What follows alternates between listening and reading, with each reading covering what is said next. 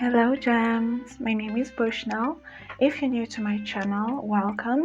I hope you stay long enough to subscribe, and if you're already part of the tribe, welcome back.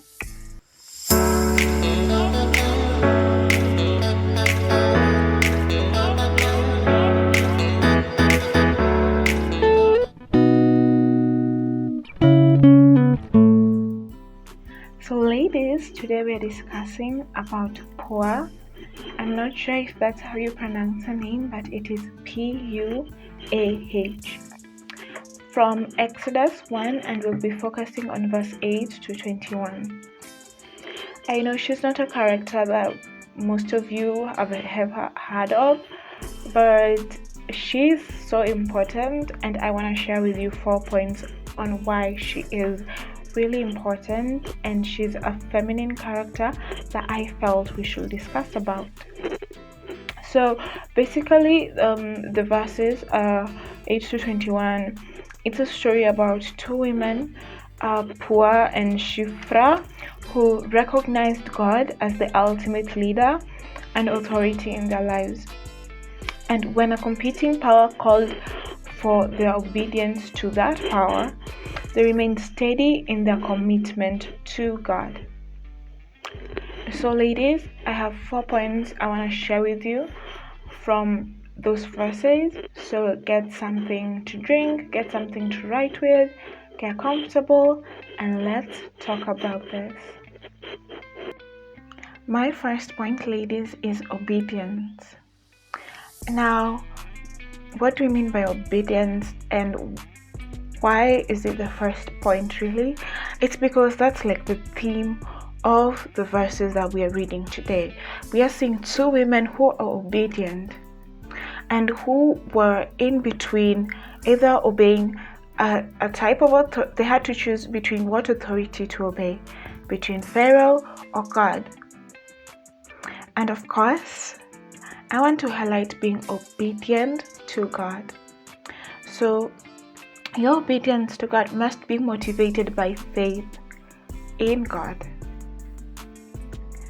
So act in ways that prove your confidence in God, and just act in ways that prove that you have confidence in a God who is always faithful.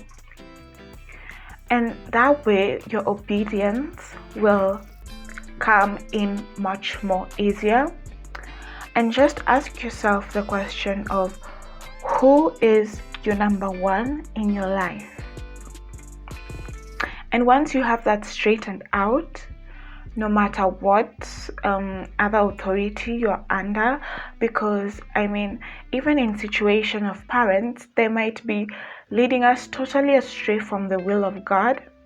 And I know we're supposed to respect our parents, but honestly, when it comes to them leading us away from the will of God in whatever area it is, God is the bigger authority, and you obeying God is going to be way more important than obeying a parent who's maybe letting you leading you astray by leading you to join another religion or doing something that is not of God. The next point is choose to fear God. This is actually my theme this year, so this is something I am also working on and getting to learn. Basically, cultivate a relationship with Him. That way, you will know, it will bring you to a point where you actually fear God, because we live in a culture, in a society where we put God as common. And when you put God as common, you don't fear Him. And if you read the Old Testament, you will see that God is to be feared. And one thing is, it is better to fear God than man. And in this case, we're seeing how Puah chose to fear God rather than man, because if Pharaoh had found out that they had not stuck to the plan, he would have probably killed them. And that's scary. So choose to fear God and not the opinions, whims, and wants of man, because I know a lot of us make our decisions shaped and based on what people think. You're afraid of what society will do. You're afraid of being cancelled by society. And let me just say, it's not always easy. I understand it's not always easy, and I'm in this journey as well in various aspects. But let's also not forget verse 21, where God rewarded them for being obedient to Him, for fearing Him. There was blessings in obedience. There were blessings in obedience. They were blessed, and God rewarded them. And God will reward you as well in this time and situation, whatever situation you are in. And if you choose to obey Him, He will reward you for it.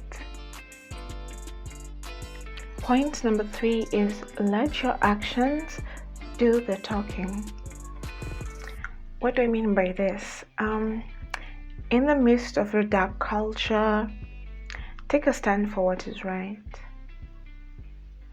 So basically ask yourself if you're giving into the societal pressures and temptations, because we live in a world that is totally different from what God wants us to live in, and the devil is a roaring lion looking for someone to devour, and he wants to recruit people, and especially Christians who are saved.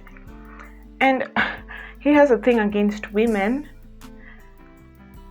and so he's going to come after you with all manners of pressure and temptation, so that when you actually say you're a Christian, people go like, really? I didn't know that. But there are things you can do, and one of the most important things you can do as a woman is to spend time with God. Even if it's a few minutes in the morning, trust me, it will affect how you act, how you think, how you behave. I know it sounds hard at first, actually doing the work, but the Holy Spirit is there to help you. He lives inside of you. But how can you act the way God wants you to if you don't know how He wants you to act? And you can only know how He wants you to act by spending time with God. And that's what we are called to do as women. Even if you study Titus 2, we see that a woman who takes time to have devotion with God, her actions are obvious, and they're based on that. The fourth point and the final point: use your professional expertise to aid people in whatever field you are in, be it media, health, government, any career field that you choose.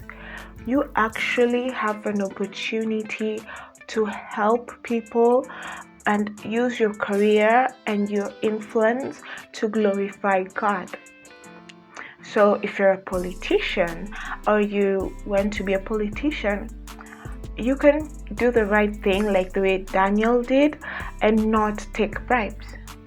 If you are a journalist, you can use that influence and just help people reflect on stories that need to be reflected on, that are usually neglected. If you're an influencer, lead people towards God and just speak up on issues that God would have spoken up on if He was here, because He is here inside of you. And I know God is really close to guys who are needy, who need help, and if He has given you, God blesses you to bless others. Your blessings are not yours alone. So ladies, that is it. Those are my 4 points from Puah. Take time to read the Exodus 1:8-21. It's very interesting. Thank you so much for listening. Love you and have a beautiful day.